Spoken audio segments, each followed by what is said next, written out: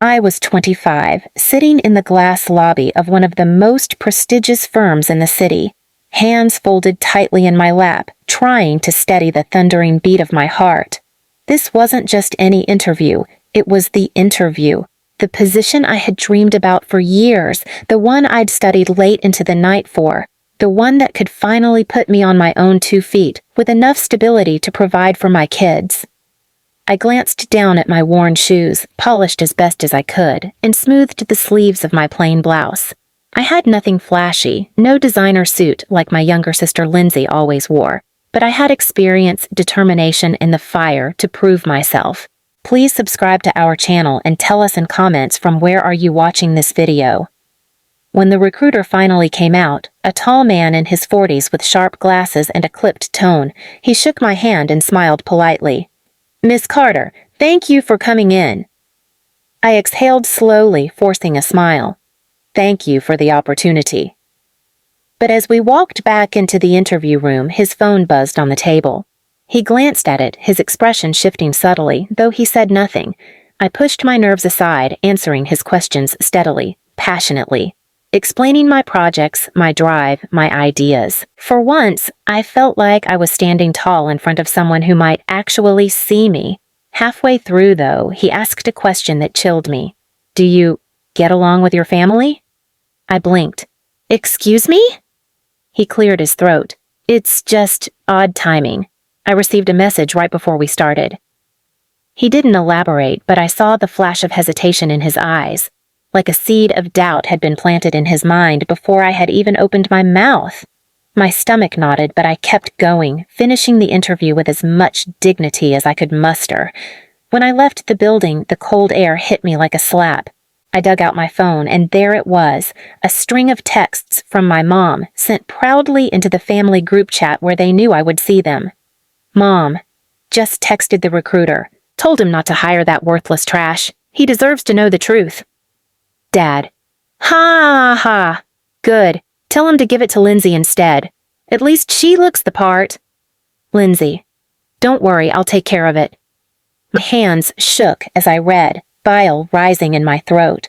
They hadn't just sabotaged me. They wanted me to see it, to know they thought so little of me that they'd destroy my future before it even started. I wanted to scream, to throw my phone into the street. But before I could even process it, I saw her. Lindsay. She was walking out of the same building, her heels clicking confidently on the pavement, her lipstick perfect, her smile smug. She twirled her hair and waved an envelope in the air. "Guess who just nailed your interview?" she sang, her voice sweet poison. I froze. "You didn't." She leaned closer, smirk widening. "The recruiter said you weren't professional enough, but lucky for me, I was right there to prove him wrong." She tapped the envelope against my chest. "Looks like they chose the better sister." My vision blurred. My parents had orchestrated this, texting the recruiter, laughing as they handed my future to her like it was some kind of prize. As she sauntered away, hips swaying with triumph, I stood rooted on the sidewalk, fists clenched so tightly my nails dug into my palms. Humiliation burned in every vein. My parents had always favored Lindsay, but this was different. This was war. And as I looked up at the glass tower reflecting the cloudy sky, one thought cut through the storm. If they wanted to play dirty, so could I, but I wouldn't just take the offer back. I'd make sure the very thing they used to laugh at me destroyed them instead. The following days felt like walking through a fog made of glass shards. Every thought cut, every memory stung. I couldn't close my eyes without seeing Lindsay's smug smile, that crisp envelope brushing against my chest like a weapon, or my parents' text messages, their laughter vibrating in my skull. I'd been humiliated before. I'd been called names, pushed aside, forgotten. But this was different. This was them ripping the ground out from under me while my children stood waiting for the stability I had promised them. When I tucked Hannah and Michael into bed at night, I whispered lies I barely believed. "Mommy's fine. Mommy's got this." But inside, my blood boiled. My parents had always made sure I was the shadow to Lindsay's spotlight. Birthdays where she got jewelry while I got socks. Report cards where my A's were ignored while her C's were praised with, "She's the smart one, she just needs time." Even when I gave birth, they showed up with flowers. For Lindsay, congratulating her on being an aunt, while I sat in the hospital bed invisible. But this time they had crossed a line I couldn't ignore. They hadn't just mocked me, they had stolen my future in front of me and laughed while handing it to her. And Lindsay made sure to twist the knife. She came by the house the following week, strutting in like she owned the world, tossing her purse on the couch. Hannah and Michael were playing quietly, but Lindsay's voice carried every word meant for me. "Work's amazing," she said loudly, dropping her shiny new badge on the table so it clinked. "Everyone there already loves me. Guess I was born for this job." Mom smiled from the kitchen, slicing fruit. "See, this is what happens when talent meets opportunity. Not everyone can have what Lindsay has." Dad chuckled from his chair, beer in hand. "Trash doesn't belong in boardrooms. That recruiter saw it clear as day." Lindsay smirked at me, eyes glinting. "Oh, don't pout. You had your chance. Some people just aren't meant to succeed. But don't worry, sis. When I'm in charge, maybe I'll let you fetch my coffee." Michael looked up from the floor, frowning. "Don't talk to my mom like that." Lindsay snorted. "Relax, kid. I'm just telling the truth." I pulled my children close, my jaw tight, my nails digging crescents into my palms. I didn't argue. I didn't defend myself. Not because I believed their words, but because I was done wasting breath.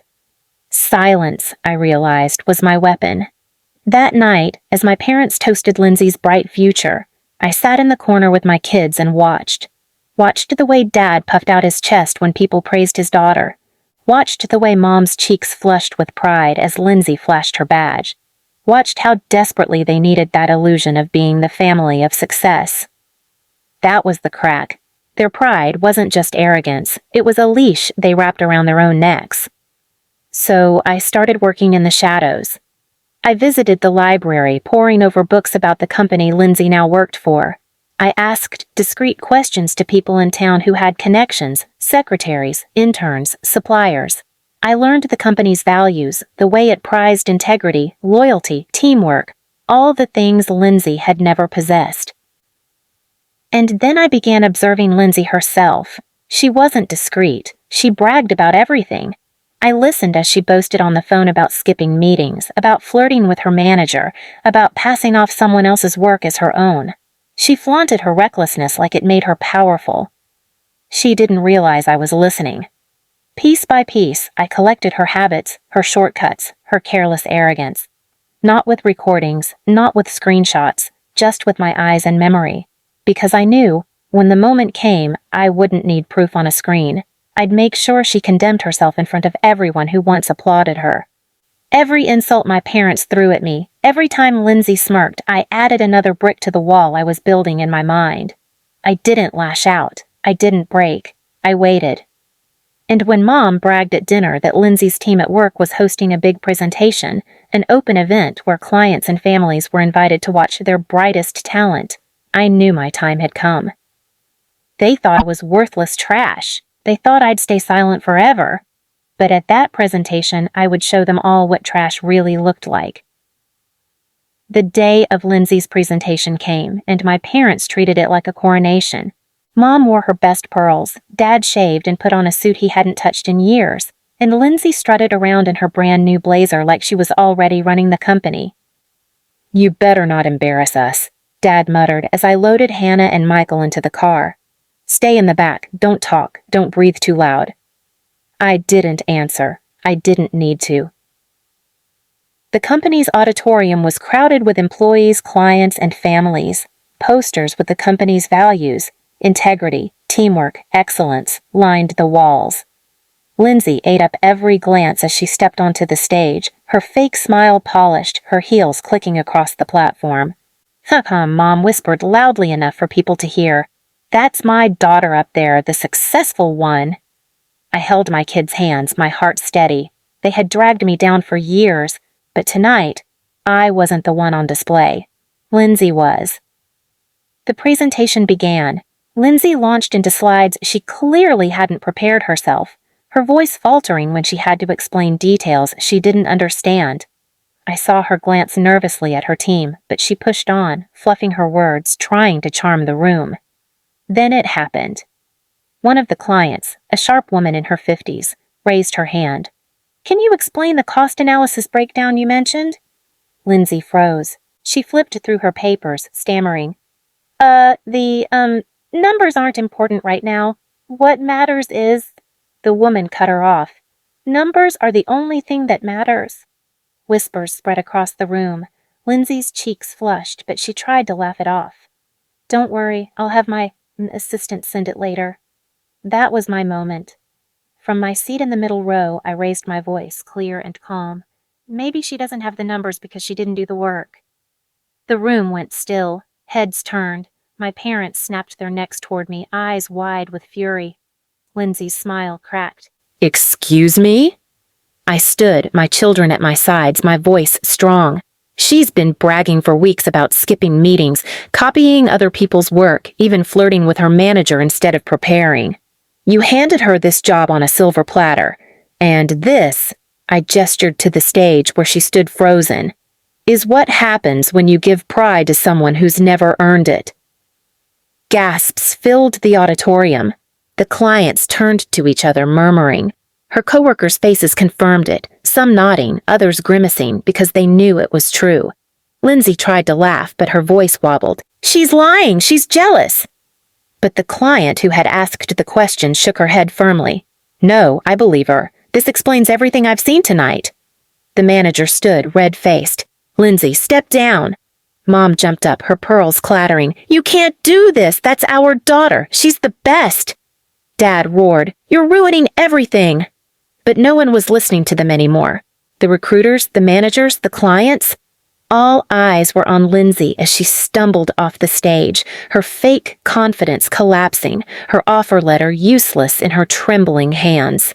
My parents tried to follow her, shouting at anyone who would listen, but the whispers followed them like a curse. Frauds, liars, trash. I bent down to Hannah and Michael, their eyes wide. "See?" I whispered. "No matter how much someone laughs at you, truth always makes them trip." We walked out, leaving my parents in chaos, Lindsay sobbing in the hallway, her precious badge slipping from her blazer pocket. They had laughed when they stole my future, but tonight I stole something they could never get back, their pride. And I didn't need recordings or proof or shouting. I just needed to let Lindsay be exactly who she was. Worthless trash dressed up in someone else's success. Please subscribe to our channel and tell us in comments from where are you watching this video?